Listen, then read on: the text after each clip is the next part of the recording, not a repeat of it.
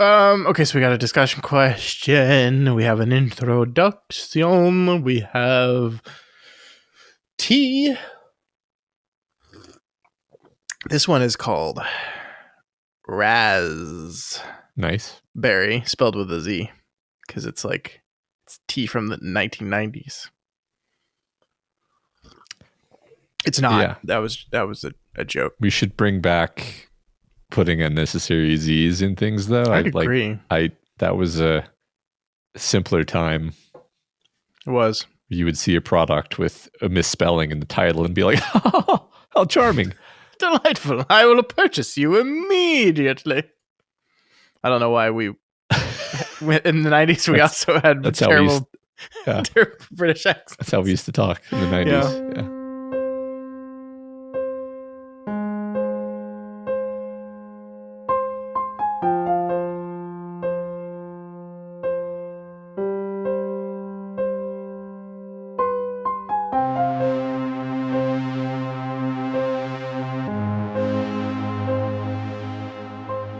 Hello and welcome to Flanagan's Wake, a Doof Media podcast watching, analyzing, and discussing the collective works of Mike Flanagan. My name is Scott Daly, and I am your host. And joining me, as always, he's the three-fingered ghost of my alternate self. It's Matt Freeman. How's it going today, Matt? Matey. Oh, we did. We went pirate with it. We were a pirate. I guess it is a jolly corner, a Jolly Roger. In the other life, you were a pirate. I can't with this. There's too much to consider here. I should walk around my house at night until I come to the bottom of this. Until you see the hook-handed version of yourself. And it attacks me. Yeah. This week on the show, our time with Henry James continues as we take a look at two more James short stories that are also titles of our upcoming coverage of The Haunting of Bly Manor. This week, The Altar of the Dead and The Jolly Corner. And you know, Matt, when we talked about The Altar of the Dead based on just the title last week, we were like, ooh, this one's maybe gonna be a spooky one. But it turns out that one is just about just what's on the tin. It's an altar for the dead, and the spooky one is the jolly one. Yeah, actually, I think that was the joke that we made at the close of the episode. By the way, is that the names were going to be flipped? Yeah, I'm so proud of us. Yeah, we did a really good job there. So we're going to be covering both of these short stories. This is our penultimate episode covering the short stories of Henry James. We have two more to cover next week, and then we'll move right along to Mike Flanagan's Haunting of Bly Manor. I'm excited, but I'm also really enjoying my time with these stories still. Me too. I keep waiting to get sick of them, but I haven't yet. So we've only got two more, so it's good. I will say I think I screwed up a little bit. Folks will have probably already noticed that last week's episode on The Pupil was probably one of the shortest episodes Matt and I have ever produced in our long decade of podcasting. And I think I just kind of calculated the page lengths a little bit wrong. I don't feel like The Pupil was that much longer than either of the two stories we're covering this week. So perhaps I should have just lumped that one in another episode and made an extra long episode rather than one pretty short episode. But oh well. Indeed. All right, before we get into these two short stories, though, we did have a couple of quick announcements. The first is that if you're listening to this, it is October now. It's not October as we sit and say it, but it is in the future where you people are. And as such, we have a special sale going on over at our merch store. That's doofmedia.myshopify.com. We have 10% off all spooky merch, which is anything that has any kind of spooky connotation, which I guess is a lot of it, probably. Yeah, I mean a decent amount, that's for sure. And that includes our brand new item designed by our wonderful art designer Eliza. It's a shirt that says Mike Flanagan says hi, and it has a horrible maimed hand. Yeah, it's great. I love it so much. It's upsetting. So it's great. As we all know, the Mike Flanagan hand counter continues to tick upwards after everything we cover. And what a great way to immortalize it with Mike Flanagan says hi and a horrible hand. Yeah.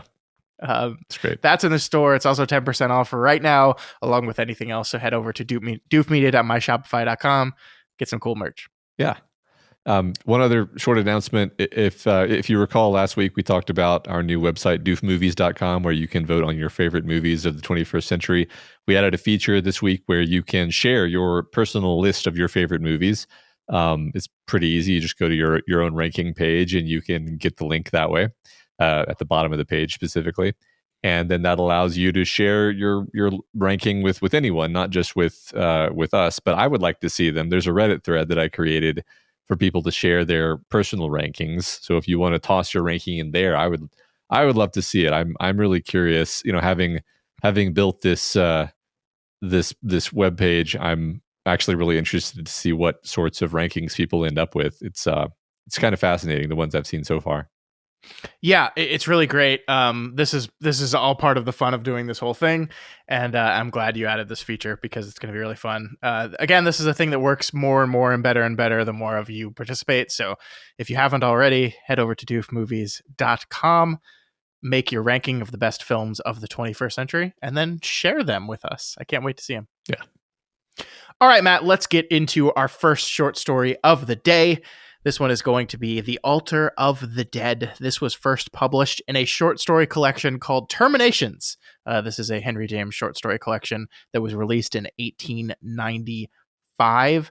I think this makes it the first one of Henry James's short stories we've read so far that was not originally published in like a literary magazine or some sort. Even The Turn of the Screw was a serially published novel in a literary journal. So things were different then. The way people were published then was different. But so this is the first one that the first appearance was a collection in a bound book that you could buy from, I don't know.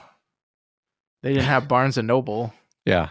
I think they had Books A Million back in 1895 still. I don't know. Yeah. I don't know how you got books back then. Yeah. I assume you ordered them from I don't know. Yeah. How did people get anything? The booksman. Yeah. Is it like, that someone comes by every morning with a new stack of books like the milkman? You leave your old stack of books out at night? We were born before the internet and we were cognizant before like cell phones, but there are basic things where I'm just like, I don't know how people did that thing. Literally in my lifetime when I was a kid. So you ask me, how did people find books in 1895? I'm like, they probably just walked around until they saw someone selling books. I don't know. I mean, presumably there were bookstores, right? But how would you find the bookstore without Google Maps? I think you would just go to the town and there would be a sign that says bookstore. But you're probably right, but that means you have to happen upon the road that has the bookstore on it. I feel like you just remembered where you were. So can I ask you a personal question? Uh-huh. Do you punch directions into Google on your phone to places you definitely know where they are already? Totally. Yeah, me too. I give myself the excuse in many cases that I want to see if like there's going to be traffic and there's like a better way of doing it. But really the answer is I don't want to have to think at all about driving.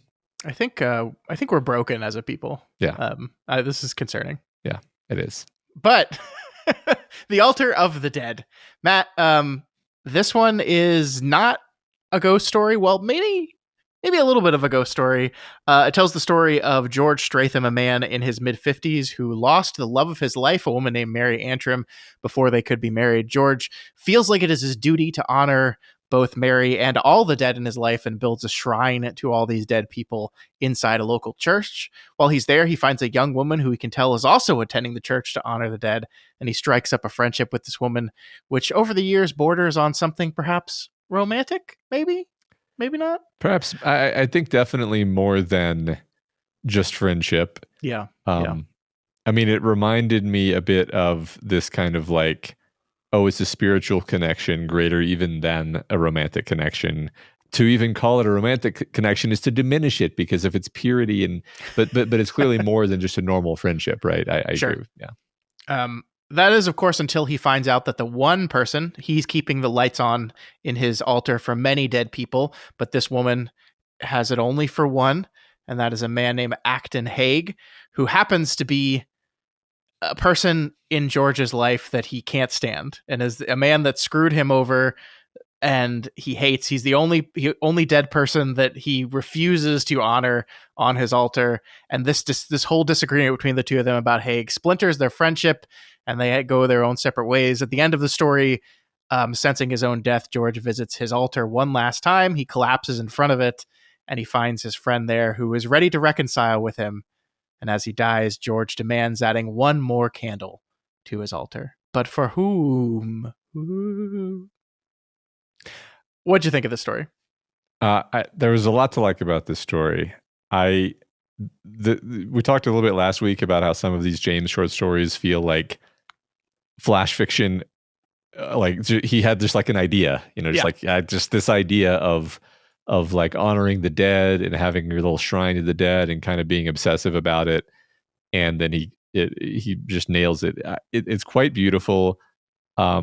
The sentiment of it is quite beautiful. Like I love how he describes the idea that his religion is just the religion of honoring the dead, basically. Mm-hmm. And it's like borderline blasphemous that he is just like sort of carved out this part of the church where he has his shrine to the dead, and he's like, it's kind of incidental that this is a Christian church. This is really just so I can come and honor the dead. And he's like, another thing I like about it is it's super like hot topic aesthetically. Please go on. But like it's not actually morbid. Yeah, is what I mean. Like it's I mean the thrust of my joke there is like if you were going to make an adaptation of this story, it would be gothic as hell. It would be dark and moody and shadows. But like he's not morbid about the idea of death. Like he doesn't obsess about his own death. He doesn't like for him the fact that these people are dead. He barely even sees it as a loss. Because he's just like, well, they're dead, and now they're a candle on my altar, and to him this is like a beautiful idea, and it gives him a solace, or a real solace, and I liked all of that a lot. I thought that was really beautiful. I love that it started with this one thing where he loses this woman before they're engaged to be married. Before they get married, she dies, and for many years he just kind of honors her quietly by just like taking a long walk on the anniversary of her death. Eventually finds this church and just kind of realizes that, hey, the dead need to be remembered. There needs to be someone. There needs to be someone that does something for the death. I think I have a quote right here. It's like, it had come to him tolerably early in life that there was someone that had to do something for them being the dead. And I love the one little story that made me laugh out loud in this one is when he bumps into his friend while he's just walking around, and his friend and his friend's wife. And the way Henry James writes this section, he writes it that George is like, wait a minute, didn't his wife die? And that's the first realization he had. And then the second realization is, oh, this woman isn't that woman. Right. So essentially the guy has, in his grief, fled to America, remarried, and then returned. And George is horrified. Yeah. He is horrified that this person has seemingly just like shoved off his grief and moved on completely and seemingly completely forgotten this woman who George seems to have really appreciated. I think he specifically says like the only woman he cared for, maybe slightly less than Mary Antrim, the woman that he's like eternally obsessed with. And I just love the fact that it horrifies him so much. This man just is being so cavalier about remarrying and doesn't seem to care. And this dead person, like the idea, I think what you said, the idea that dead people are only truly gone if we just forget about them and move on. And then, so he sees it as his personal duty to do something about that, to be the person that does something about that. I love what it says is he had perhaps not had more losses than most men, but he had counted his losses more. He had not seen death more closely, but he had in a manner felt it more deeply. I love that idea. Right. That he takes it upon himself for basically everyone that he knows that has died. I have to carry their flame, keep their essence burning in a sense. Yeah. In this altar. Yeah, he's one of James's too pure for this world, highly sensitive, perhaps neurotically sensitive main characters who, you can see a little bit of yourself in them, and he exaggerates it to make it more dramatic and more compelling and more vivid.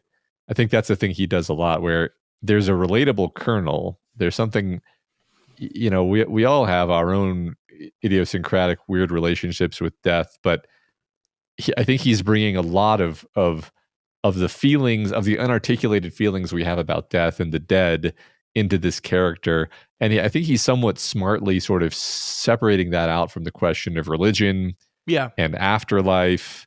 There's no ghosts. There's no just so story about how it's like okay that they're dead because they're in heaven. It's literally just like they're dead, and we're going to remember them, and we're going to like dedicate time and space to remembering them. Yeah. And just that by itself, without any extra trappings, is itself a sort of transcendent thing for him, where it brings him so much joy. That's another thing, is it brings him so much joy to just go to this chapel, this little what's the word? You said it a minute ago. I don't know. This little area with the candles. Yeah, but like an altar, sequestered little corner of the church, where there's like old churches, they've got their little sequestered little corners. There's a word for it. You said it a second ago. Did I? I don't remember saying it, but yeah, it doesn't matter. The point is, like, he loves it, actually. Like, this is not a duty for him. This is like a beautiful thing that he gets to experience from his point of view. It becomes the primary part of his life, really. That he spends the latter part of his life doing this. I do like the interesting thing about the story to me is that is the kind of the driving force in this, and the inciting incident of the story. But the majority of the story takes place between this relationship that forms between him and this woman who is this another unnamed Henry James protagonist? I cannot remember her name for the life of me. Well, she definitely was unnamed for a super long time. I don't remember if we ever got her name, because the whole idea was that they like acknowledge each other's presence without ever, while taking forever to formally talk to each other, and then and then once they talked to each other, it was only about the idea of coming to honor the dead. It was no temporal concerns could sully their conversations, and then it eventually temporal concerns entered in, and it was obviously a mistake, because then it messed everything up. Yeah, I mean, and the majority of the story is kind of him dealing with these feelings he has, or this connection to this woman, whether it be romantic or otherwise. I love the detail of the first time he really starts to pay attention to her. He's like really anxious to get back to the church and see if she comes back too. But he like feels like that would be betraying the dead. Like if he came there for a purpose other than honoring them, that would be betraying them in some way. And so he forces himself to stay away for many days and kind of keep to his normal schedule of going back there. I love details like that. I love how they like slowly, their whole relationship is built around this thing. And then they slowly, as you said, they expand and push the boundaries of it until they run up against a wall. But that is like the altar itself is almost incidental to a lot of the story, which is this man and woman, and how they, in doing the same thing, end up having different ideas about the purpose of it. So essentially he has lit a candle for every single person in his life that has died, except for Acton Haig, who is this man that he was in business with that screwed him over, that like betrayed him publicly, embarrassed him, did horrible things. And this woman loved Haig, and she honors him and only him.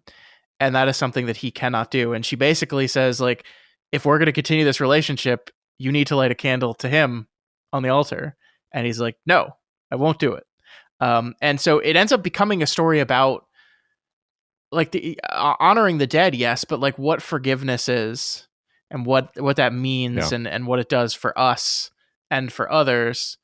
Because we do learn that this woman was also wronged by this man, that she screwed him over. And there's a long passage where Stratham kind of never finds out exactly what happened, but he reasons what happened is that like maybe this woman and Haig were romantically involved and he ditched her in some dramatic, cruel way. And yet she says she has forgiven him, and she means it because she honors him every time she comes to the church at this altar. And he says he has forgiven him, but of course that's false. Right. He is not at all. If he had, then he would be on the altar, right? Mm-hmm. Yeah. And that's interesting because it's very thin as a story, right? It's a lot of vibes and really understanding the nuances of the emotions of who this character is and why he's doing this. And then the whole story is basically just this idea of he meets this other woman at this place and they're doing, and then they realize they have this thing in common, which is Acton Haig. And then she essentially forces him to make a decision of like, either you can forgive this guy and put him on your altar, or we're not going to be friends anymore. And then really like the ending is interesting because it leaves it to us, I suppose, to figure out, okay, we were joking about this earlier, and then we realized that we were wrong. So the whole ending of the whole like last few pages is him like meticulously arranging the altar to make room for one more candle. Yeah. And my assumption reading that part, I think you and I may have actually had opposite assumptions, which is very interesting. My assumption reading that part was he knows he's dying and he's making room for his candle, which is a wonderfully Gothic concept. And then when he dies, sort of like in her arms, I think you're meant to think like, well, maybe he was making room for Acton Haig's candle, and his last act was to sort of be like, I can't forgive him in this life, but I'm going to make room so you can put him on there, and then he dies. Or another thought I had is like, maybe he's just so spiteful that he's like, I'm going to emphasize the fact that there's no Acton Haig on here, and then I'm going to die.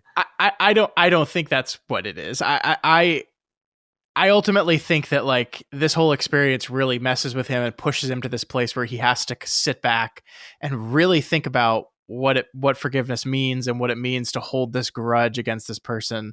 And as his health starts failing him and he starts heading towards death himself, I think he comes to a moment of, I mean, I think the almost gift of the Magi-esque nature of the story is he comes to the church, I think, to light a candle for Acton Haig. And she comes to the church in that same moment to tell him she's over it and it's fine, whatever he does. So like one thing we haven't mentioned is that this is not a ghost story, but in his like dying collapse, he does think he sees the ghost of Mary Antrim, who we've always kind of been told is like, I think the book specifically says she's like the voice for all the rest of the dead. Like he hears her most acutely and primarily because she's, let's say, the central one. And she is basically begging him in whatever vision this is to let go of Acton Haig, aka like light a candle for him, put him on your altar, honor him as one of your dead. So I just kind of ultimately believe that like that was his plan. Like I don't, it strikes me as out of this character for him to have like meticulously added this space on his altar for himself. I just don't think like, I think there's earlier moments in the book where he says like, it's not for him to honor himself at his own altar. That's for other people to do after he's gone. And I just believe this was him finally allowing himself to forgive, to truly forgive in his last moments. Yeah. So I agree. I think the most straightforward, like sort of boring narrative interpretation is just he wasn't emotionally ready to actually put that candle there, but he was meticulously making a space for it to kind of work his way up to it. And then he died before he was able to. Yeah. It maybe the act of doing it was kind of killing him in a certain way. Yeah. I like that. So, and I agree. I think it's basically that. Although there is, you are left to ponder it. Yeah.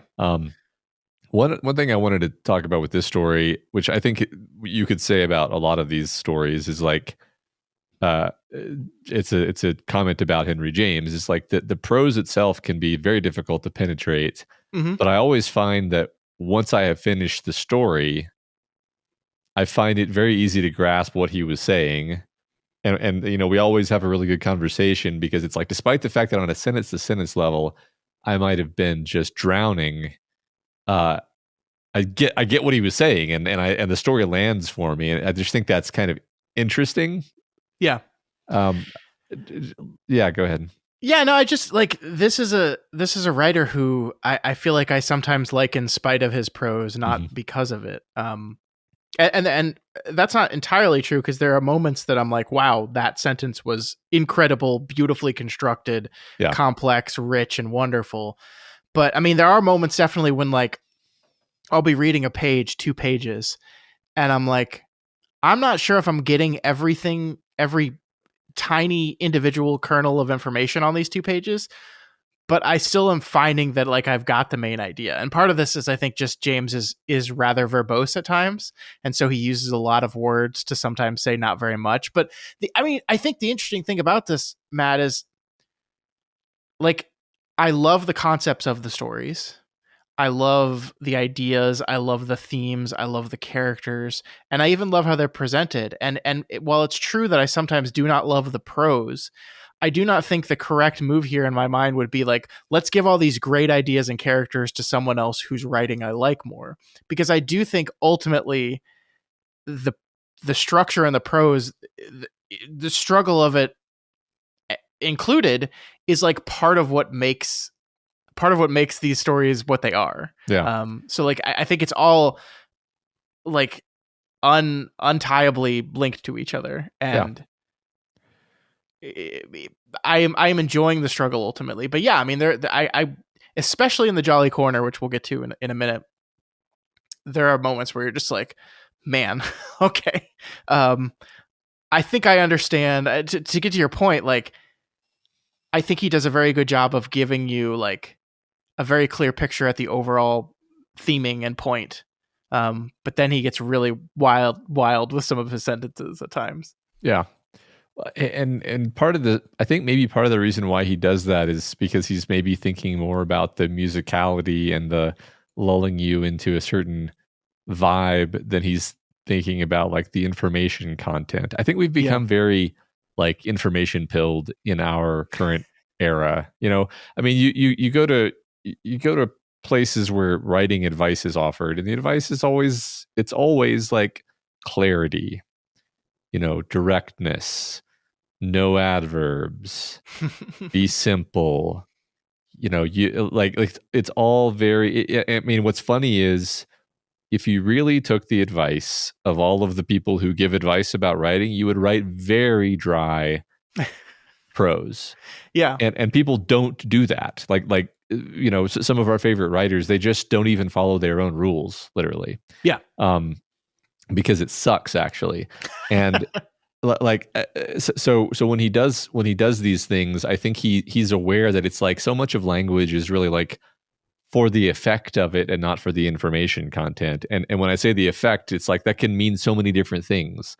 It can mean how it sounds, how it feels, what connotations it conjures up. I think he's very aware of all these things. He's not just like, it's not just that he doesn't know how to write like a normal person. It's like he's crafting these sentences, you know. Yeah, this is all very intentional. I wonder what his process was, like how workshopped each individual sentence was.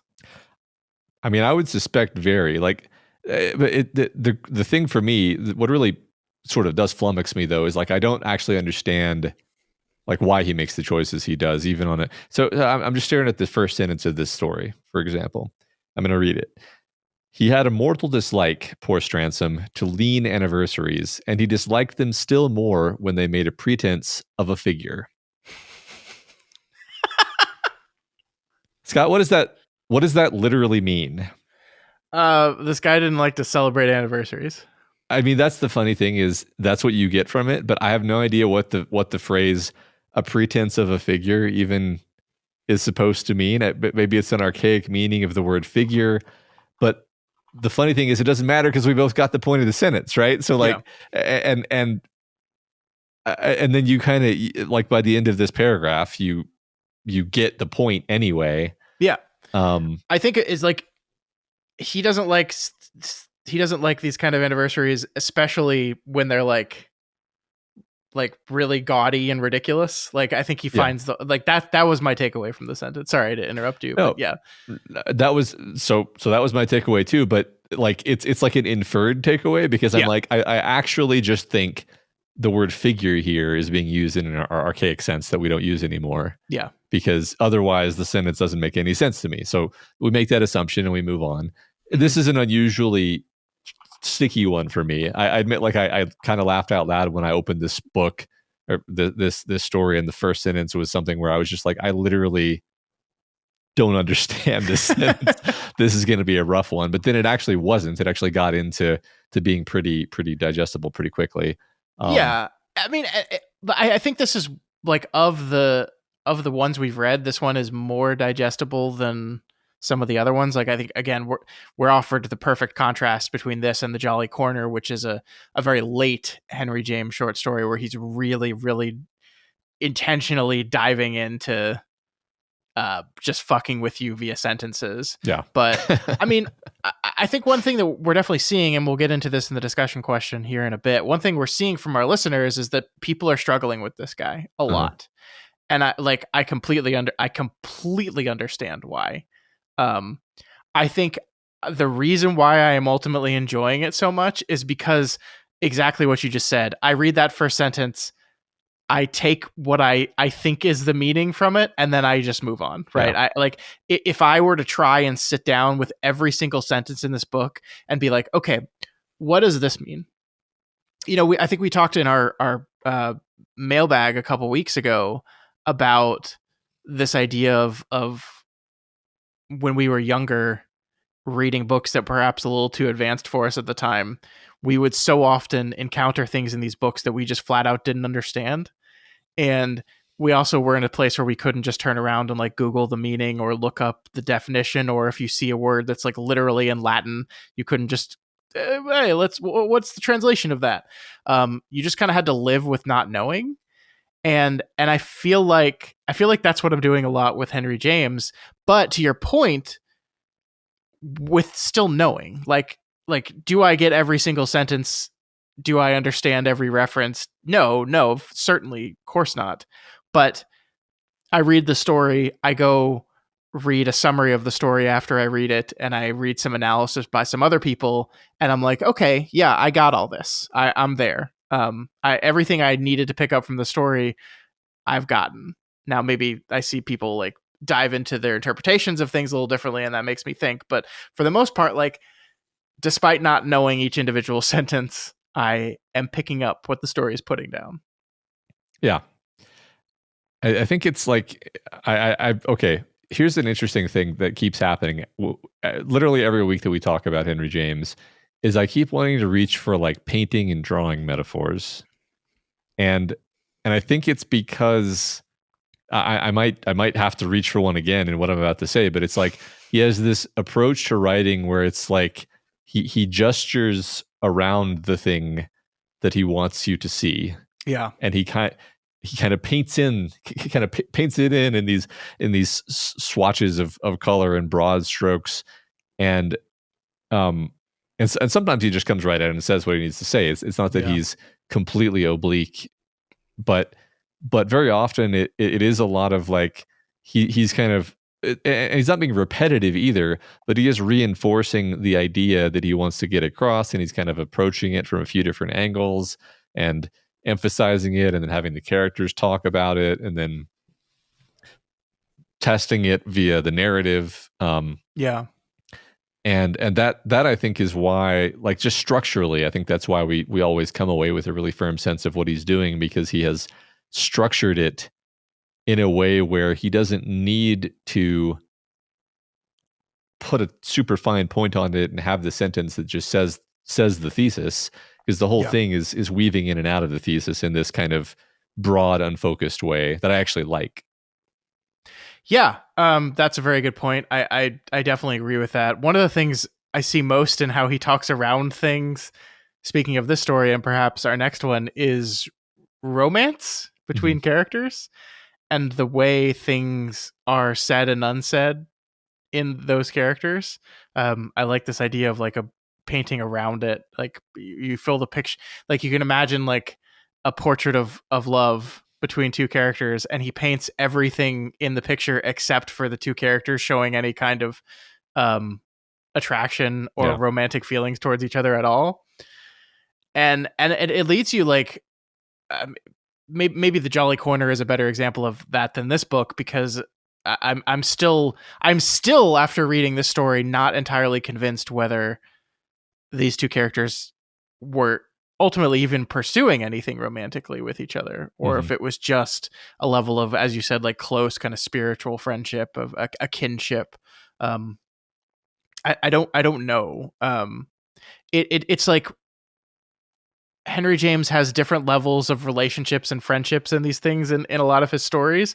And one thing that I think we'll see over and over again is there, at any moment where that friendship attempts to like change its nature or move on to another version of itself, something in the world of the story kind of bats it away. That's kind of exactly what happens in this one, right? Where they had a very close relationship built entirely around the concept of, we are these two people that go to these altars and honor our dead in this way. And that was like the entirety of their relationship. That was all of it. It was that. That's all they talked about. That's all they did. That's like what they hung out with each other for. And like the second they tried to move their relationship out of that into something else, like learning her name, going over to her house, like all these things that any normal companion would do, the universe basically says, mistake, boom, done. Your friendship is destroyed. Right. Well, yeah. So let's step back from all these stories. Like he does seem to have an attitude of like, anytime you involve the mundane and the temporal into your romantic matters in particular, then it's a disaster. Everybody's going to be sordid and disappointing, and like I think the way it came is probably the best example of this, where like you've got on the one hand like this spiritual, too pure for this world connection between these two people who either never meet or maybe meet for like 20 minutes, and then in contrast you've got the Winona Ryder and Christian Slater, basically bad relationship, which is the temporal relationship. It's really a sort of, I mean, it's a kind of it's definitely something that is literally out of fashion with our time to see things this way, but it's basically like, yeah, they like you can't have anything pure and good in this world, because we're these fallen sort of disgusting creatures who are just going to ruin it. But there's this like ideal, and he has these ideal characters. Like almost every story of his has kind of an ideal character who is fragile, and they are of the light, but they are very fragile, and they often die of like a weak heart or something, which is a metaphor for just like they're just too fragile for this world because they're not meant for this world. Yeah. So one thing I definitely wanted to talk about was the idea of the altar of the dead. So, I think you know this, and probably most of our listeners know this, that in Mexican tradition, Dia de los Muertos, they have what's called an ofrenda, which is basically means altar of the dead. They do this thing where they honor their dead, specifically on the Day of the Dead. They have a shrine to them, and they honor them on those days and leave them food and the reason I'm bringing this up is I wanted to bridge a conversation with you that we haven't had yet, which is like, is what George is doing a good thing? You know what I mean? Like, so I wonder ultimately if the book is making any commentary on this. So like I'm completely with George at kind of being horrified by his friend's just like relatively quick turn of getting over his grief and then remarrying. But at the same time, George himself never marries. He spends his entire life pining over this one woman. and he basically spends like we don't get to see anything of George in this book, right? Like what does he do for fun? This is what he does for fun. What does his social situation outside of this look like? What is his job? I don't even know what his job is.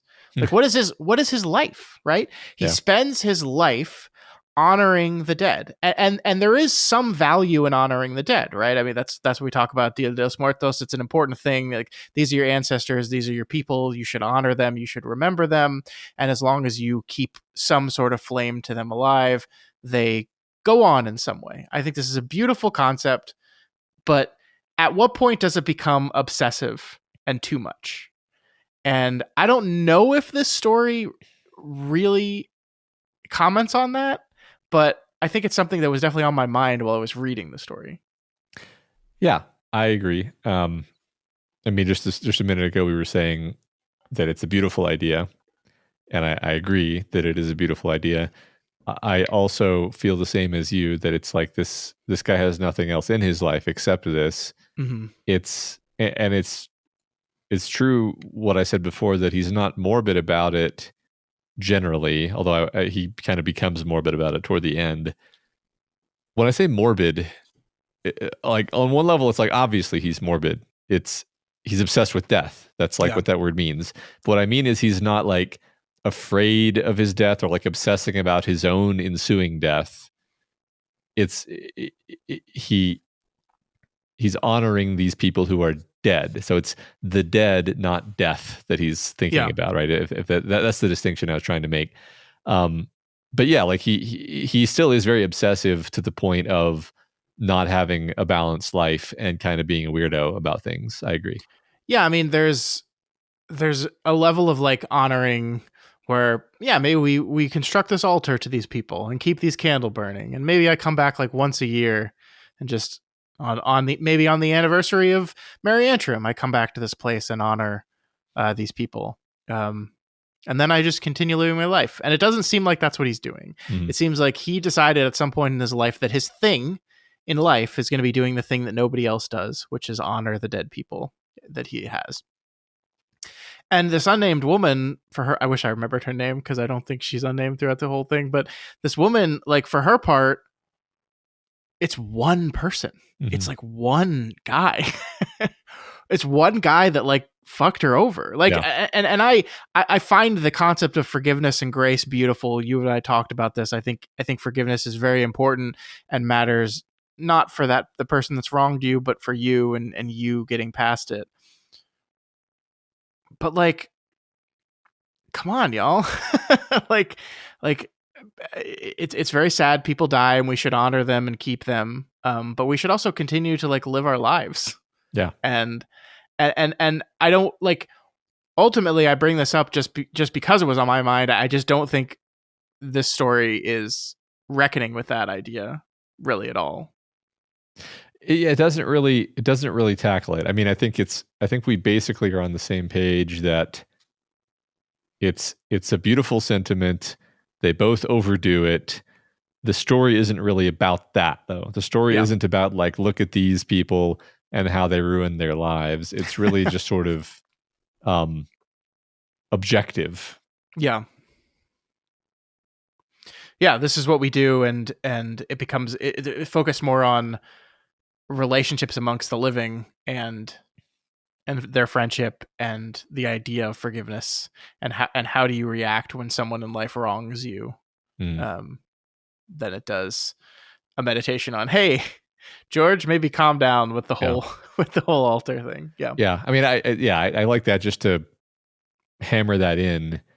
You know, it almost strikes you as hypocritical for a person to say, I'm going to make my whole thing be honoring the dead, except for that one guy. Fuck that guy. And you're like, okay, but like, if your thing is going to be about honoring the dead, like who are you to say who deserves to be honored then? Isn't that your point? Isn't that kind of the thing you're trying to do, is just honor all of your dead? Like you said, you know, I like that. Yeah.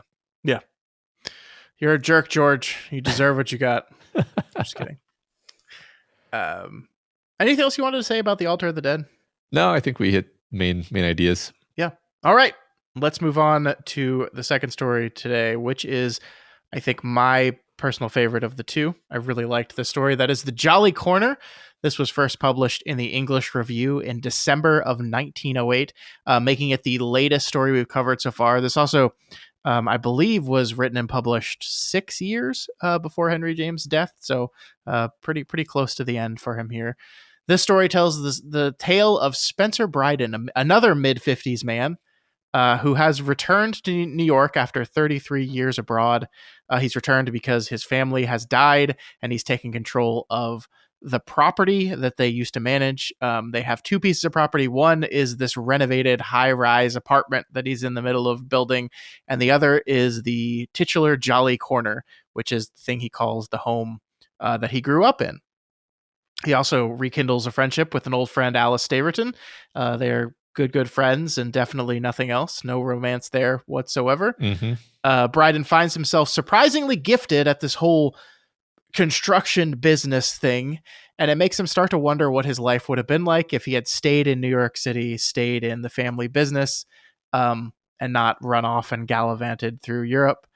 He kind of slowly becomes obsessed with this idea and starts wandering through his old home, the Jolly Corner, at night, searching for the ghost of his alternate self, which he eventually finds. It is assaulted by, and that's kind of the end of the story. Of course, there's a lot to talk about in there, and there's a lot going on in this one, Matt.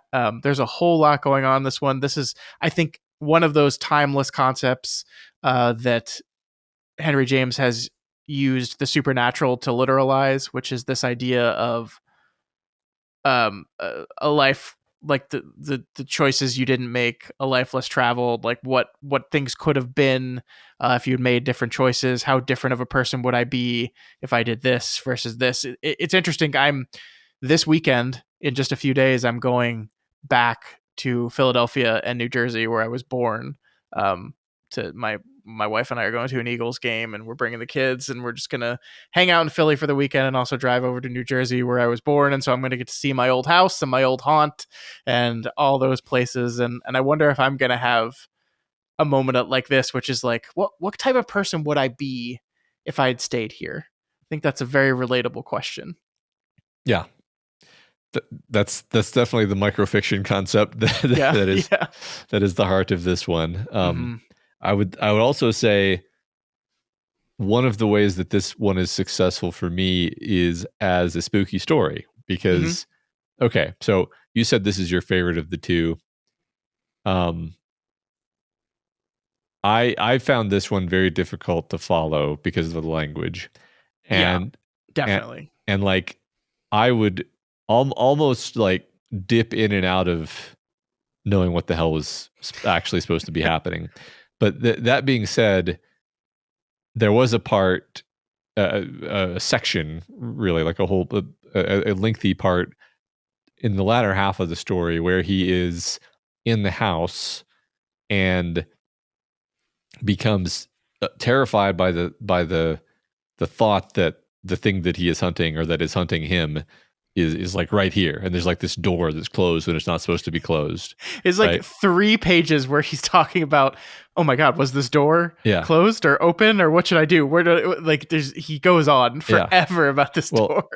And I went from like literally mind wandering to being like riveted and like kind of like afraid, because there's this idea that like if he turns around and he sees that the door, I forget if the door is open or shut or whatever, it's like if he turns around and he sees something, he's not going to be able to stop himself from just jumping out the window of the 4th story window, because he's so terrified of seeing this thing. Yeah.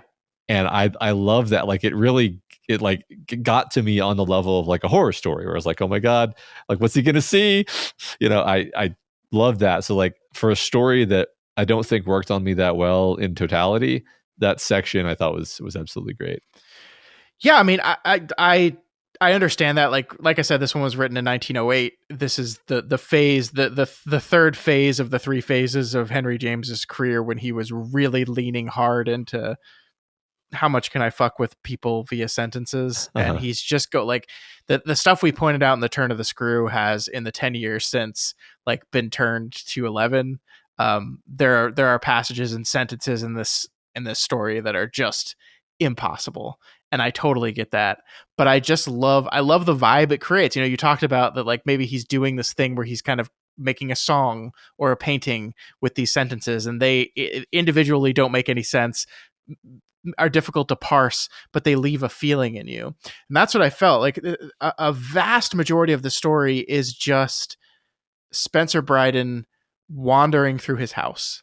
And he starts at the very beginning of the wandering, very confident, very in control. He feels like he's the one hunting the shadow of his alternate self. He's the hunter, the shadow is his prey, and he's going to find this person because he needs to get a look at him. He needs to see him. He needs to understand what might have been. And then there's a moment, and I think the moment is almost the exact moment that you started really liking the story, where he sees this door that shouldn't be closed, that is closed. And there's like a light bulb that goes on in his head.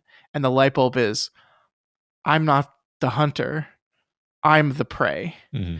And it terrifies him. And then then we have pages and pages and pages of him panicking, trying to figure out what to do, trying to be cool. I love with the door, what he ultimately decides to do is nothing. Like he struggles for pages about whether he should open that door and see what's on the other side of it. And ultimately what he decides to do is just nothing. He just backs away and goes downstairs, and it's like, okay. And just when he's like starting to be like, okay, I'm cool, he gets down to like the landing, and there at the bottom of the landing is the figure himself, this horrible figure. He finally gets a look at him, and it's this monstrous, terrible, haggard version of himself. And I just love all this shit. I just love it so much. I just like this idea.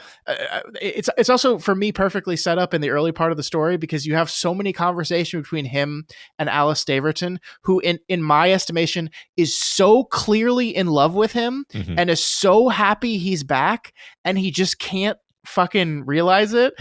And she's like in his mind he's talking about like, what could have been if I had stayed here? I would be a rich, powerful businessman. I would raise skyscrapers. And Alice is just like, yeah, and we'd be in love. Right. That's the thing I'm talking about. And you're not paying attention to that because you're thinking about all this other stuff. Yeah, she's like, yeah, I've also thought a lot about what would have happened if you had stayed here. Yeah.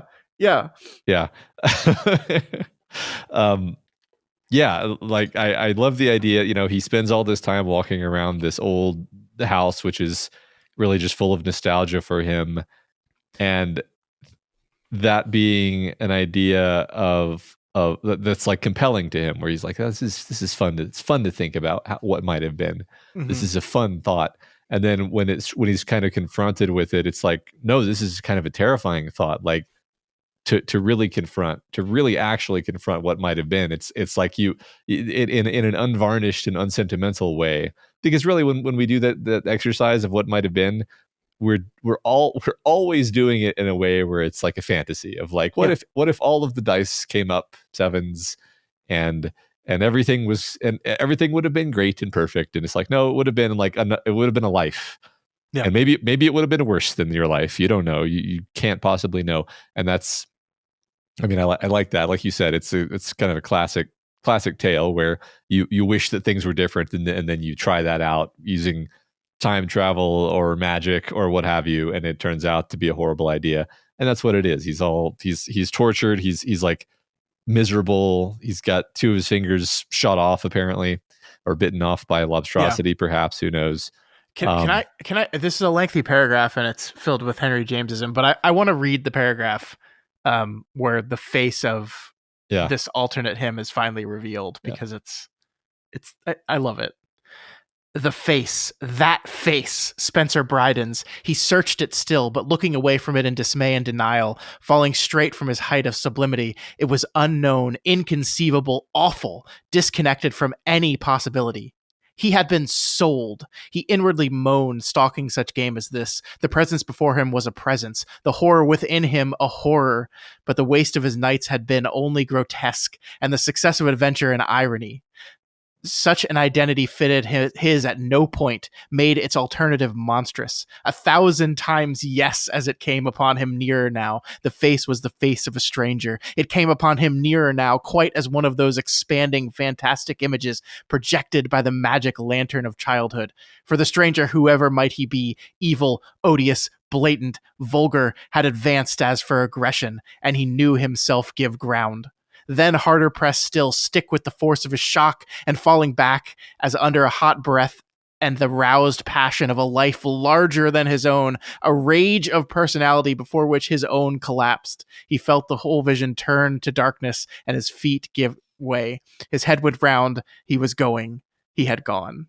Like, you cannot tell me that's not good writing. Yeah. Like, that is fucking awesome. And did I understand every minutia of what I just read out loud to you? No, but it conveys a feeling. Yeah. And that feeling is this person is not him. It is unrecognizably him. It is monstrous. It is awful. And it's not necessarily even monstrous and awful in who the person is, but like the difference. I love, like, he had been sold, right? Like he'd been tricked essentially. Like he was sold this idea of in his mind of who he would have been. Mm-hmm. And this is not it. Mm-hmm. This is something else. It's something horrible. And I even like part of the fear and horror of it is, what if this person's better than me? Mm-hmm. Like it's a fun game to play of what my life would have been like. What if that person's more interesting than I am? What if that person's like, I love the idea of a rage of personality mm-hmm. before which his own collapsed, right? The roused passion of a life larger than his own. Yeah. Right. Yeah. No, I mean, definitely there's a duality, right? There's a sense in which he feels like this is a monstrous a version of himself, but there's also a sense in which he is threatened by what I mean is feels lesser in comparison to this. Like this guy is such a cooler character than me. Mm-hmm. Like he's got dueling scars. Like his misery stands in for just like a life of consequence. Whereas I went off to Europe and wrote a bunch of short stories. Yeah, I think one thing we haven't did we say on the no, I can't remember if this was before you and I were talking or this is before yeah. So this is almost an autobiographical story for Henry James, in that he returned to New York 33 years after leaving it and was kind of horrified by the changes in the city, and it dove him into this idea of like, what would life have been if I had stayed in New York City? What type of person would I have been? And he crafted the story around these questions that came up in himself. So yeah, like I do think we never really get to see what Spencer Bryden's life was like in Europe. We just see it was like less than savory, I think is the way Henry James describes it, and we kind of see around it, and it doesn't seem like a very productive life, right? Mm-hmm. But it was one that I guess he enjoyed, at least. Yeah. I mean, that feels autobiographical, where it's like he's not telling you that he wrote a bunch of short stories, but he's telling you like he feels like it all adds up to not that much, right? Yeah. And you can be like, oh, but you're Henry James, you're famous, and it's like that's not like nobody, especially famous people, they don't feel like they've accomplished anything ever, right? They're extremely insecure, especially artists, right? So sure. So I'm sure he feels very insecure and vulnerable, and the idea of like, oh, I could have been like like one of these robber baron titans of industry type characters who would be someone that I would find personally upsetting and terrifying to be around, and then him reacting to that. I find myself having an interesting emotional reaction here, because if I met like a much cooler alternate timeline version of myself, I don't know that I would find that to be like a scary thing. Like I guess I feel like I'm not quite matching the mood that James is aiming at here. I don't know.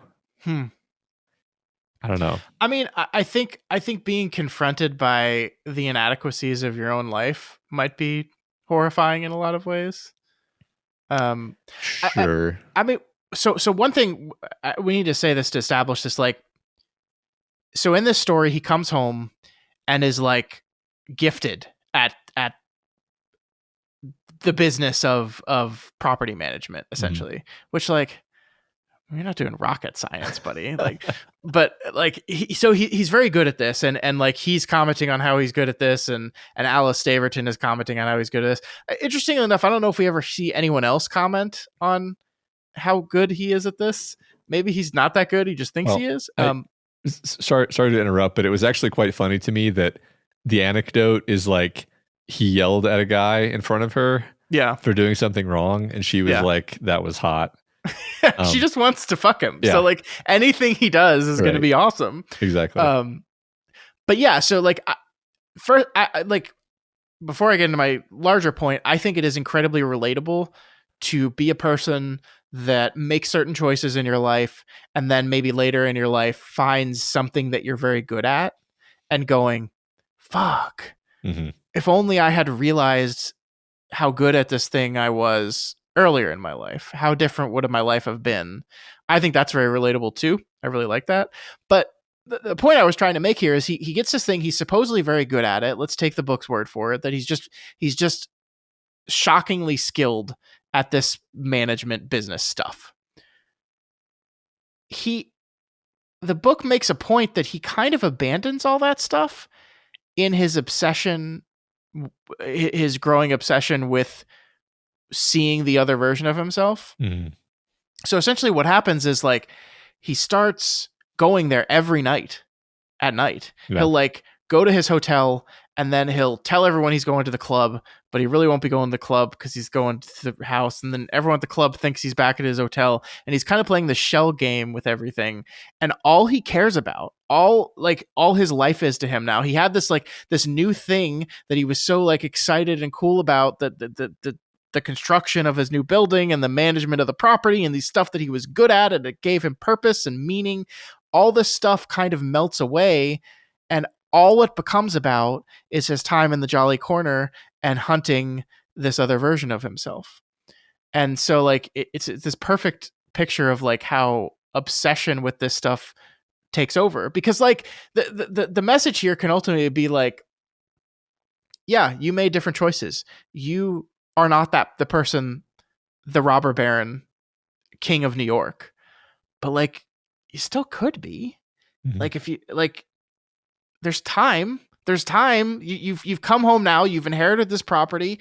You have plans for the one building. You don't want anyone to touch this building. No, not the Jolly Corner. We can't make any money off this because I need to dance around in here with a candle at 2 a.m.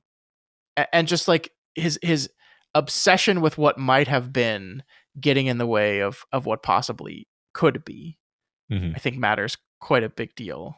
And that's why ultimately I think like, so we haven't mentioned Carl Jung in the story yet, but I do think this is a very Jungian story, in that like a lot of Jung is like facing your shadow self and confronting your shadow self. And the ultimate ideal here is that you and your shadow self like become one, and you accept that part of yourself, and the duality, like, you know. Yeah, it's the Tool song 46 and 2. Go on. Exactly. Yep.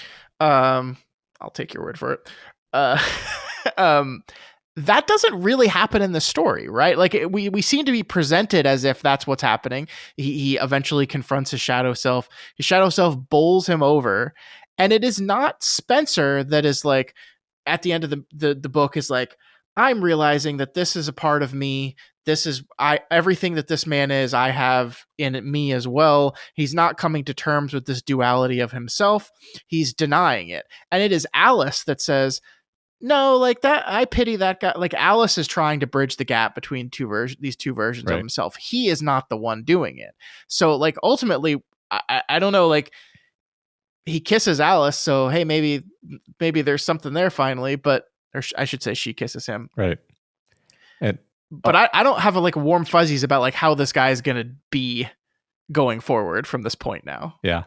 Now, I agree that her role at the end is to come in and kind of be his landing pad, literally, because she has his head in her lap when he wakes up, which is very smooth on her part, I have to say. Nice. Yeah. God, she's so horny. She is so like. Yeah. I think one thing that is a commonality of Henry James is that he writes about women that are like real. They want some dude real bad. They do. Maybe he just assumed that was all women with him. Just like all these women want to fuck me. Yeah. Yeah. That's this whole story is like a coded message to some friend of his. Yeah. But no, you're right. Like she's helping him do his Jungian psychotherapy. Yeah. She's saying, and she says something about liking the figure, because one detail is that she sees the same version of him in her dream that night, which is like a signal to her. So, which is another like magical psychic connection between these two people. And she says she liked him, or could have liked him specifically. He's stunned and shocked by the idea that she could have liked him, and she's like, I accepted him. He is you, but with a different life. I mean, I'm kind of putting words in her mouth, but basically she's saying like it's to the degree that he is frightening, I just pity him because he is like you if worse things had happened to you. Yeah. And this helps him, metabolize this knowledge about himself. Yeah. I mean, the it's interesting to me because Jung, I guess was a contemporary of Henry James. I don't really know, like, was Jung writing about his ideas during this period of time? I don't know. I totally agree with you. This is a very Jungian feeling story, like the idea of the shadow and merging with the shadow, 100%. But I don't literally know if he was like referencing Jung, I mean, we might be doing this thing where we're taking all this stuff and throwing it on top of a story that had no specific meaning of that in mind.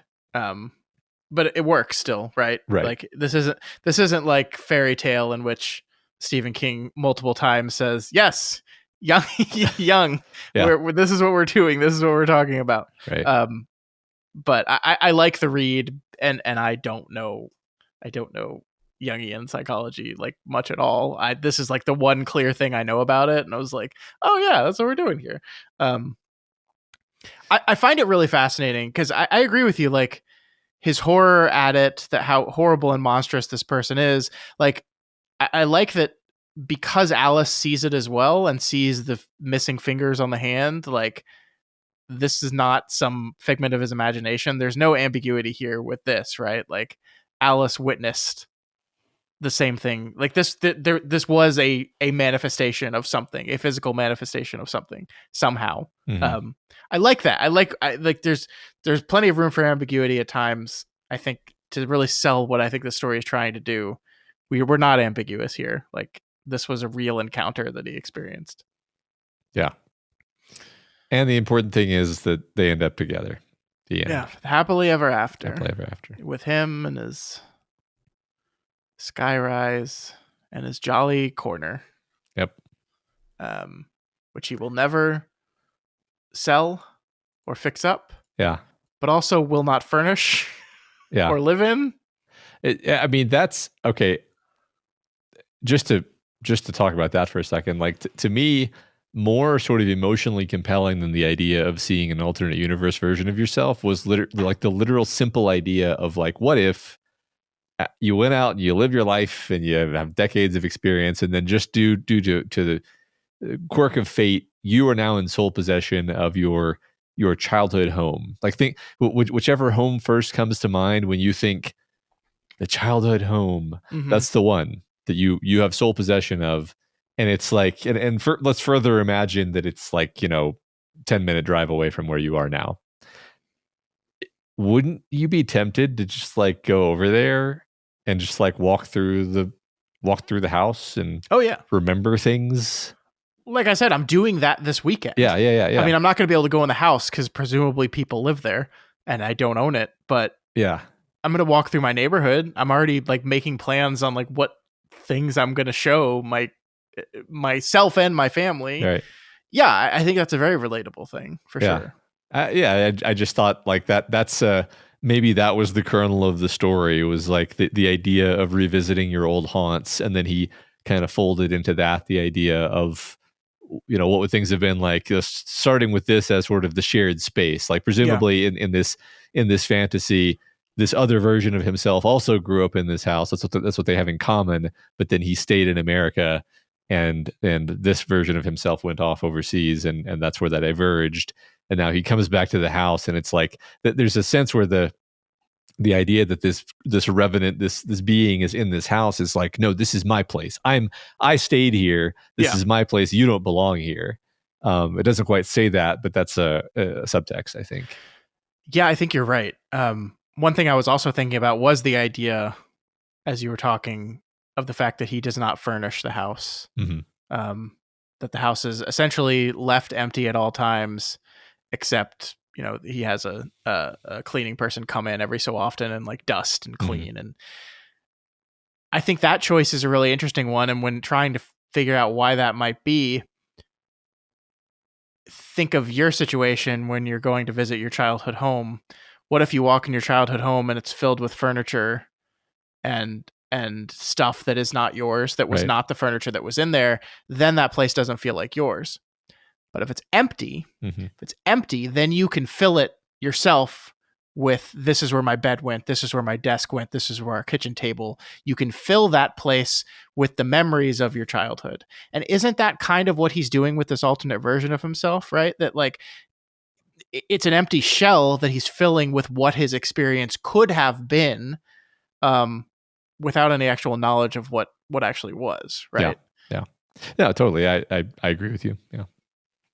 So that's it's like kind of nostalgia in a way. Like this is a story talking about nostalgia, talking about this idea, this ridiculous idea of, I love what you said, of just like, you're not actually ever thinking about what your life would have been like. You're thinking about this glamorous played up version of what your life would have been. Yeah. Like we always do this with everything. Like anytime we look back at any kind of sliding door situation, it's not like we're not thinking about the Tuesday where we're just exhausted and don't feel like going into work. We're just thinking about like the best possible version of what that life could have been. Yeah, of course. We can hardly be blamed. It's just funny. Yeah. And Alice kind of enables him in a lot of these conversations. And I think, as we joked before, she does it because she really likes this guy, and she's like really excited he's home, and is like, yeah, I've been thinking about this life. Like I've been thinking about your different choices for the last 33 years because I like, Alice never marries either. Right. Like these are people that have like both stayed bachelors, and it's like, hey, you're back. You want to rekindle this relationship? Yes, but aren't I so good at business? Yes, you're very good at business. Yep. Would you like to get a hotel room? No, I'm going to go hang around in my house. Yeah. 1 a.m. Gonna lie about where I'm going. I'm going to hunt my... He's kind of an absurd character because he does like in a lot of the hunting parts, like he's comparing himself to like some great hunter stalking through the wilderness after his prey. And it's like, dude, you're walking around an empty house with a candle. Like, I think there's one part where he like dares himself by like setting down his candle and like seeing how far away into the darkness he can get from his candle. Yeah. That's like, yes, come on, man. Of all of the stories, except possibly The Great Good Place, this is the most comical, like in the sense that the protagonist is kind of a silly oaf, and you're supposed to laugh at him. I mean, I literally, I think you're right. We're supposed to laugh at that. We're supposed to laugh at his obliviousness about Alice, and I think it kind of has the structure of like a, Mr. Bean comedy where like we laugh at the guy and then it ends happily and everything's fine. Yeah. So I also want to challenge his idea that like he's some great success in this world.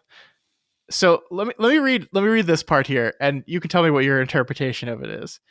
He circulated, talked, renewed loosely and pleasantly old relations, met indeed, so far as he could, new expectations, and seemed to make out on the whole that in spite of the career of such different contacts, which he had spoken to Mrs. Staverton as ministering so little for those who might have watched it, to edification, he was positively rather liked than not. Positively rather liked than not. He was a dim secondary social success, and all with people who had truly not an idea of him. It was all mere surface sound, this murmur of their welcome, this popping of their corks, just as his gesture of response were the extravagant shadows, emphatic in proportion as they meant little, of some game of ombre chinoise. I can't pronounce that, but it means shadow puppets. So, in society in New York, he was positively rather liked than not. So they didn't dislike him. He was a dim secondary social success. Yeah. That guy. Yeah. I don't really know him. Yeah. I don't. It's whatever. Who is he again? Yeah. Right. I was once a dim secondary social success. That's I want to save that in my pocket for somebody I don't like. You're a dim secondary social success. It's such a cutting phrase. And in it's interesting because in his mind, in Spencer Bryden's mind, he doesn't care because this is the point where he's like spending every night in the house. So he's like stopped even playing this game. It's kind of like maybe we can frame it this way. He's chastising himself for when he was 20, basically fleeing the social scene and gallivanting off to Europe. We don't ever actually learn like why. Like I think the reading between the lines thing is he had like a falling out with his father. But he's lived his entire life comfortably. Like he's made an income from these buildings, that a portion of it from his family that was sent to him. We don't really learn the why of that, but I think we're also seeing him kind of make that same mistake here, where instead of committing himself to the business, committing himself to these social circles, committing himself to these people, he is once again kind of fleeing all of this to chase something else. And in this case, he's chasing the Jolly Corner. And so he's just kind of making the same mistake he was mad at himself for making 33 years ago.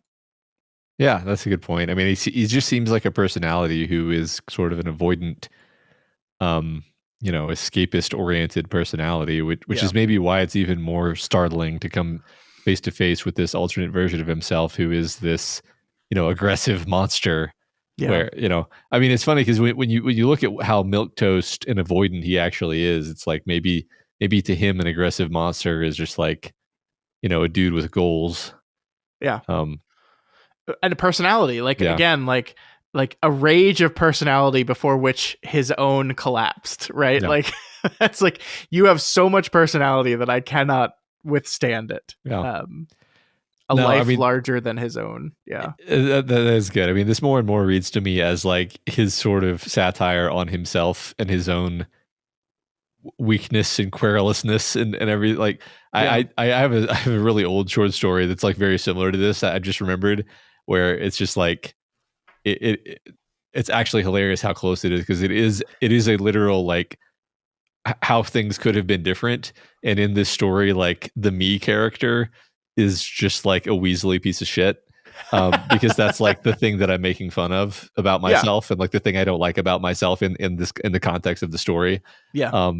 So I know that's pretty funny actually. Yeah.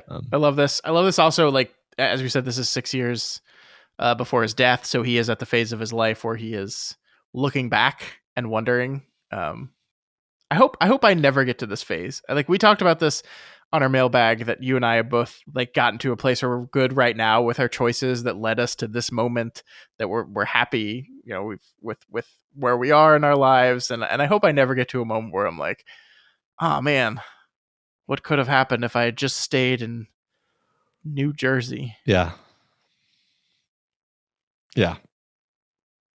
I mean, ever since I had that high school reunion a couple of years ago, there's definitely a lot of like reflecting on like it's not specifically the idea of like, oh, things would have been better if I had made different decisions, but it's that you see other people who started in the same place as you and then ended in very different places, and then you do a little comparison.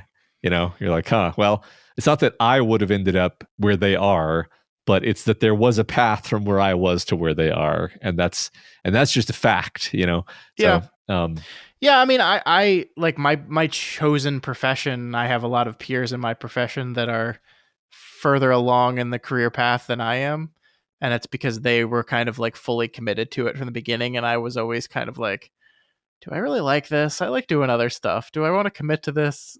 I had a phase in my life where I was like constantly trying to come up with what my next career is going to be.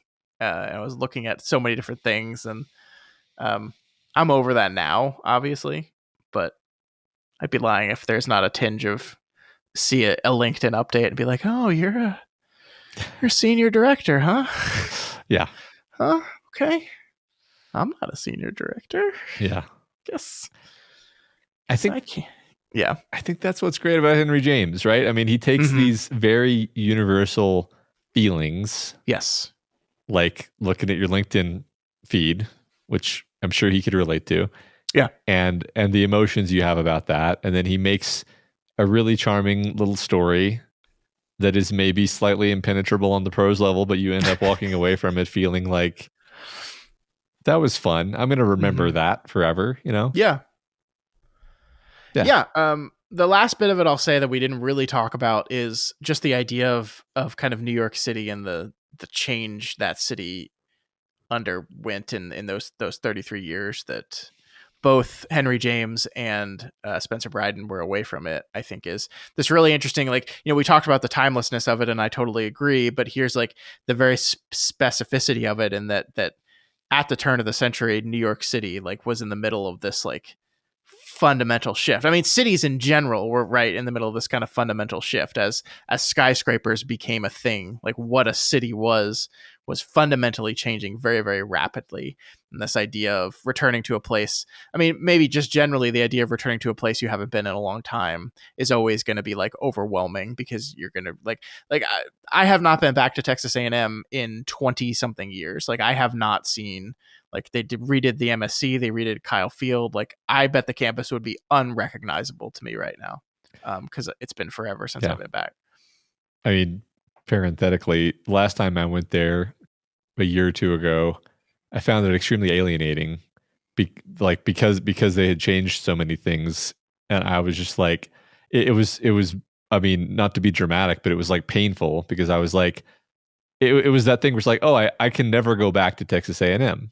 Yeah. It's like, well, what do you mean? You are at Texas A&M? It's like, no, I can never go back to my tech. I can never go back to my nostalgic place that I have in my head. That place is gone, and I can never go back there. And that was, it felt like a loss, actually, Yeah, and I think that's what Henry James was feeling on his return to New York City. Is like the New York City he remembered was his New York City, and now this is no longer his New York City, and it is a New York City that perhaps I think that's perfectly said, can never be a part of. And maybe like we joked about how he is a dim secondary social success, and maybe that's because he's always going to be on the outside looking in. Like he left this place and returned, and it doesn't matter how good at business he is always going to be kind of on the outside here. The only way to truly have this place remain yours is to stay there. But that's life. That's life, man. Yeah. That's life. I wanted to quote One Battle After Another from Paul Thomas Anderson, but you haven't seen it yet, so you wouldn't get what I'm doing there, and it wouldn't land. Okay. But you should probably go see that movie immediately. I'll go watch it, and then you can quote it at me in some other context. Okay. I can tell when I do it, it's going to blow up my mic, and I'm going to have to chop off the top end, because you'll never believe this, but Leonardo DiCaprio yells quite a bit in that movie. Really? Wow. Yeah. Change of pace for him. I know. All right. That is the Jolly Corner. And that is our two stories for today. Matt, anything else you wanted to say before we wrap things up? Nope. Felt like we did a good job on those. Yeah, me too. All right, next week, the final 2 Henry James stories. We have The Romance of Certain Old Clothes and The Beast in the Jungle. I have to say, of those 2 titles, the first seems much more evocative to me. I'm really into the idea of a story exploring the romance of certain old clothes. Yeah, me too. All right, so it will be those 2 stories, and then after that, we will move into The Haunting of Bly Manor. But before we go for the week, Matt, we have a discussion question we have to talk about. Yeah. So the question was, how are you feeling about Henry James at this point? And we got some good answers. We actually got 6 answers, and because I didn't want to just leave one person out, I decided we'd read all 6. All right.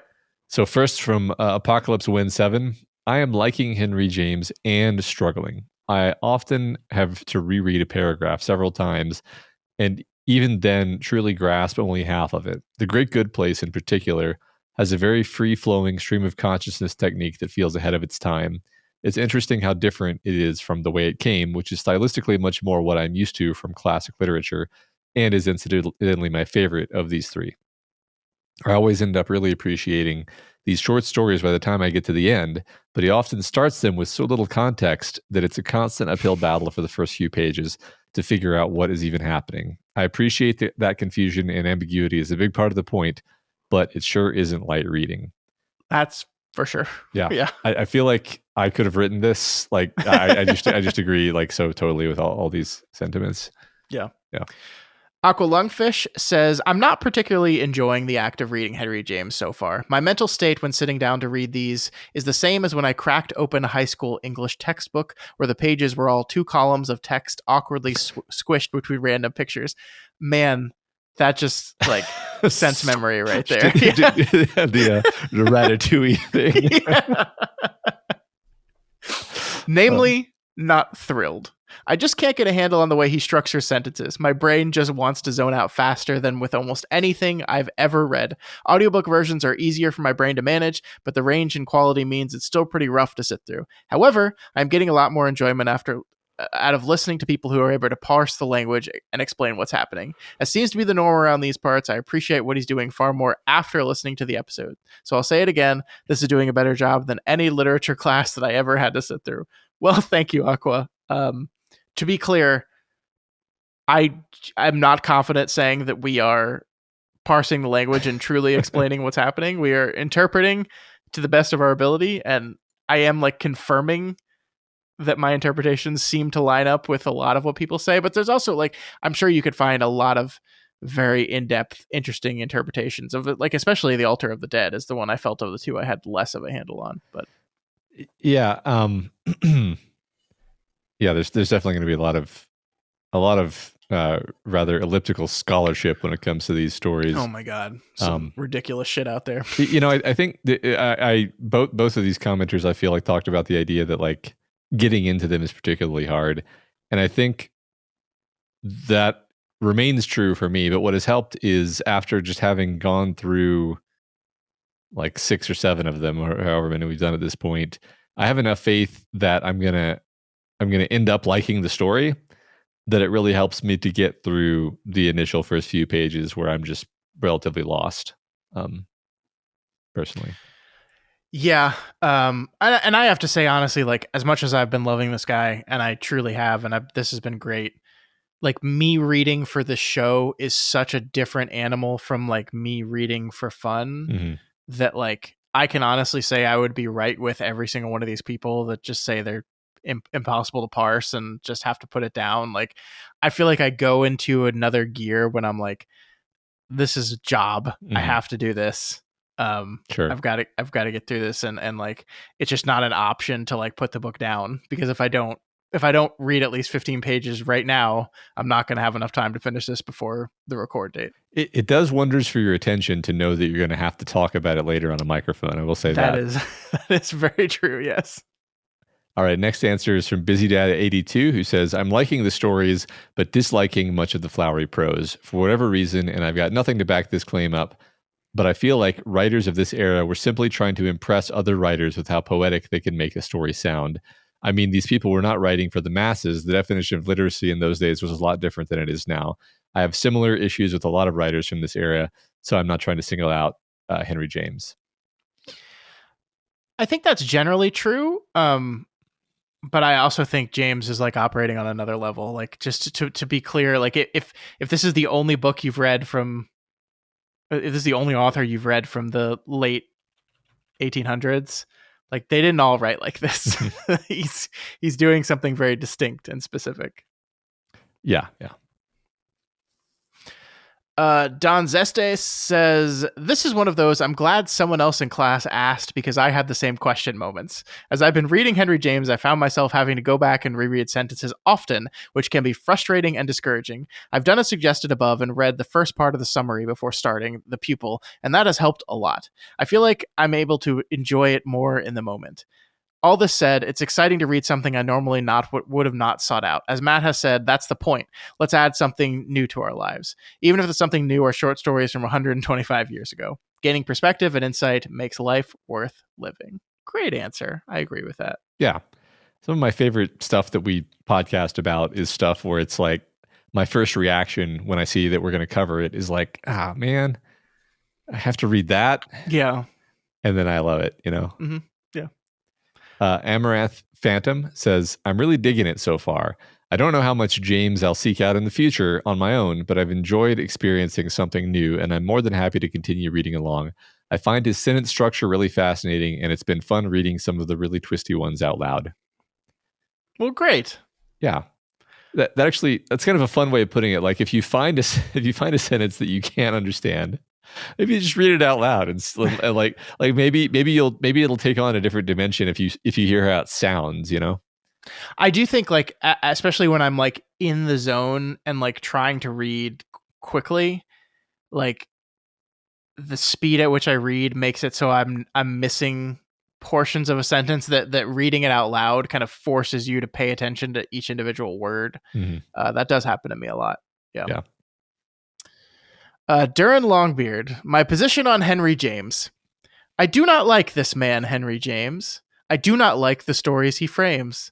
I do not think he is to blame, but reading these tales fills me with shame. I do not like how his character names are few. I do not like the way he turns his screw. I do not like how I don't have a clue. Because I don't understand, I become blue. I do not mind how his stories lack drama, and I hope not liking James doesn't bring me bad karma.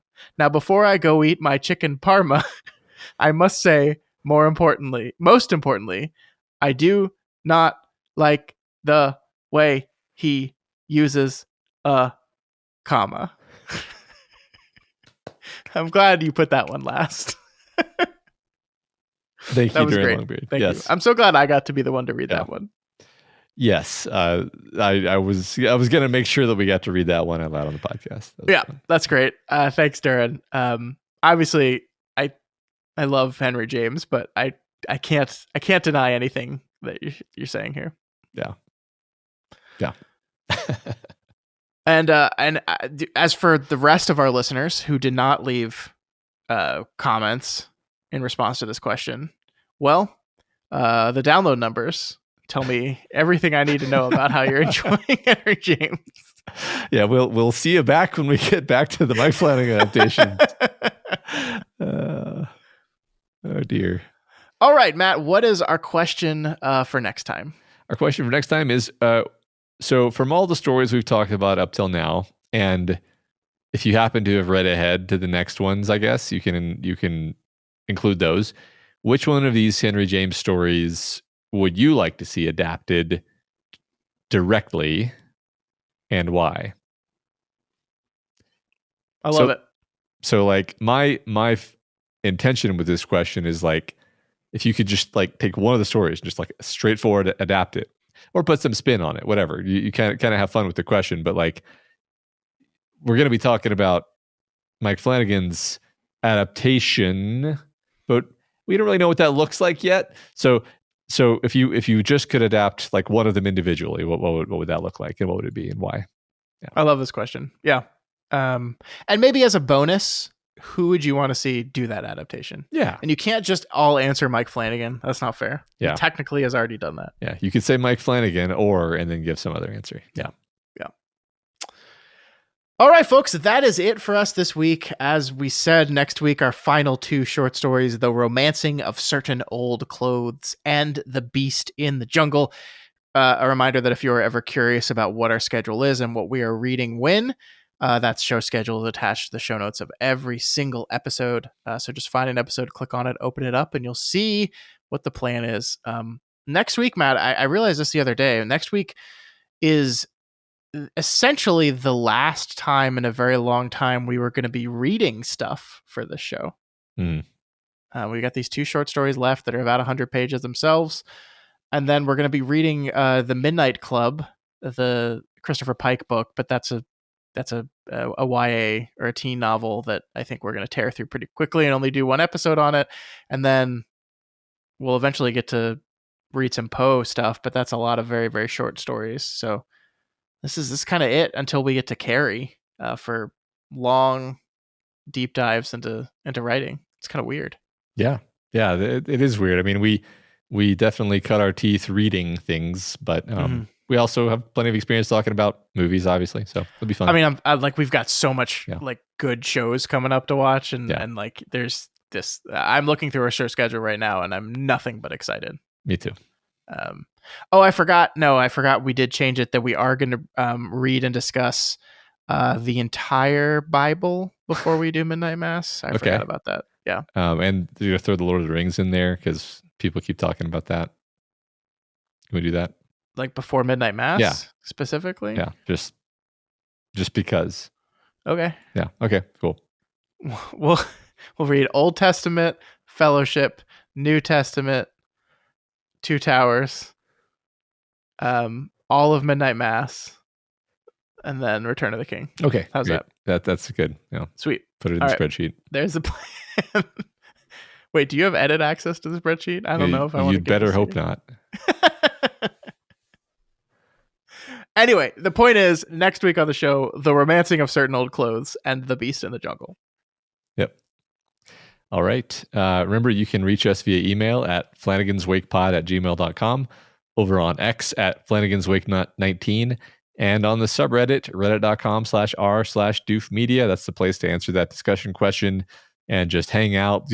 I want to see people's doofmovies.com rankings too. There's a thread for that. You can go grab your rankings and share them in that thread, and then we can all comment on each other's rankings. It'll be ever so fun.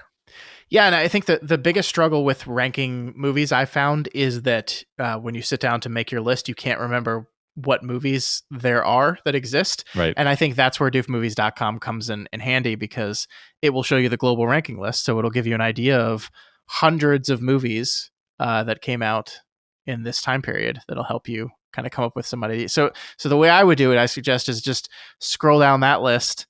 If you see any movie you like, hit add to list, and then worry about the actual ranking after that. Exactly. That's what I do. Yeah. Also, make sure you head to doofmedia.myshopify.com for our 10% off Halloween sale for all our spooky merchandise. A hat that says Tuesday, that's spooky. A shirt that says Not Sane, also spooky. And also a disembodied, horribly maimed hand that I believe is Mike Flanagan's hand. I don't think it's actually Mike Flanagan's hand, but the idea of the shirt is he's saying hello with a horribly maimed hand. That's also spooky and 10% off at doofmedia.myshopify.com. Yeah. If you like any of our shows and you want to support them, then please consider donating to our Patreon at patreon.com/doofmedia. We're releasing an episode of From podcast this week. There's going to be some more bonus content this week, some more bonus podcast content coming up this later this month. And of course, then there's the Doof movies that we talked about already. Yeah, we've been a little lax on our bonus content, but we're getting back into it in a big way. So get excited for that if you're a current patron. If not, now is a great time to join. Yep. But of course, we understand that not everyone can support us on Patreon, and that is okay. The ways to help us out are continue to share the podcast. Please do. Please share it with anyone and everyone you know. And please, we have not gotten to read a review in a few weeks now, Matt, because we haven't had any new ones. But please go to whatever podcatcher you use. And if they have a... no. Sorry, the number went up, but it was just a rating, not a review. So I thought as I was talking, we got a new review in, but no, just the number went up. So thanks to the 2 people that gave us 5 stars that didn't write anything. Thanks to you. Yeah. Appreciate that. And all of you that sent in those reviews, please keep them coming. They really do help. It when people see, not only do the algorithms like it, but when people see a very favorably, highly reviewed podcast, they're more likely to try it out. So thanks for your help with that. Yeah, thank you. All right, folks, we will see you back here next week for the final episode covering Henry James. Many of you can breathe a sigh of relief. But until then, rest in peace, Mr. Flanagan. With your hand. You're a disembodied, horribly maimed hand.